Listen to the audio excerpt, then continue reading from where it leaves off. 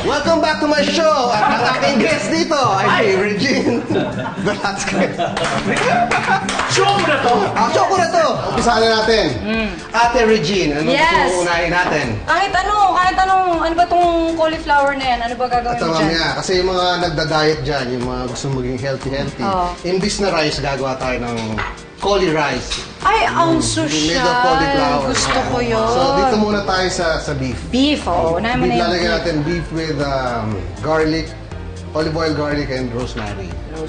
Ito, mabilis lang lutuin ito. Mabilis lang yan. Grabe, Mark. Alam mo, galing-galing mo na magluto. Grabe, alam mo maraming babaeng magkakagusto sa'yo. Oh, it's about time na magkaroon ka ng girlfriend. Wala ba girlfriend ngayon si Raymart Santiago? Ayaw ko na lang. Pero ayaw naman niya paalam sa'yo yun. Hindi kasi baka ayaw niya na Bakit na ayaw maalam sa akin na wala siyang girlfriend? Eh, gusto nga niya, human. Tanungin mo muna siya, baka naman gusto niya. Anong klaseng beef naman to? Sukiyaki cut. Sukiyaki Manipis cut yung para manipis. para mabilis maluto. Yan. Ay, chopstick lang yung gamit siya. Oo, Isa. Ano ka ba? Ano talaga siya? Bihasa na siya sa pagluluto. Galing-galing mo na magluto talaga, Mark. Manligaw ka na nga ulit. Oo nga. Lagyan natin ulit ng rosemary. It's about time. Hindi niya pinapansin yung tanong about ligaw-ligaw. Wala siyang pinapansin. Baka naman may nililigawan lang yan, kaya lang secret pa lang. Ganun ba? Dead mo lang siya sa kwentuhan. Sige, kwentuhan na kayo dyan. Pagluluto ko na lang kayo. Ano ba ang hinahanap mo sa bagong girl kung sakaling may dadating sa life mo? Siyempre, yung tatanggapin yung mga anak ko. Next? Ako po, okay lang sa akin ang mga bata. Ayaw naman niya matrauma yung mga anak niya. Bakit? Ang hindi lang naman natanggapin yung mga bata. Hindi okay ako.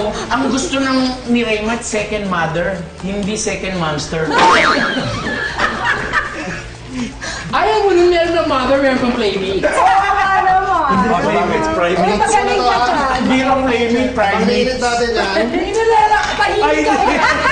Kita mo, personal ka na. Personal ka na, oh.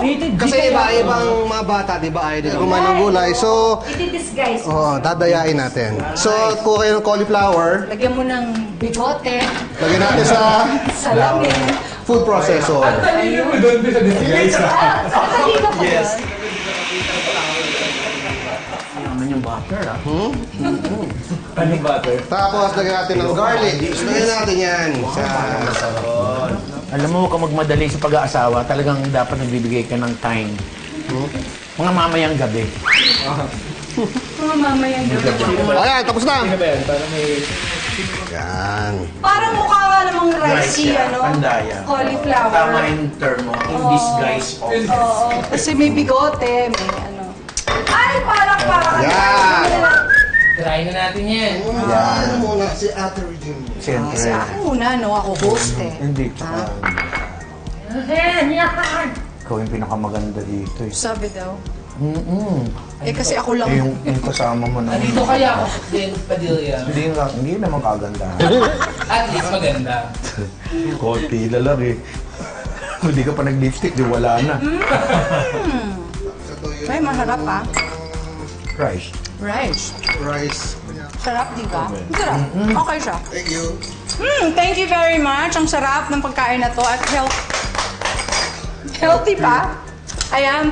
Try nyo yung cauliflower na rice. Thank you, Papa Raymart. Ang sarap. Panalo siya.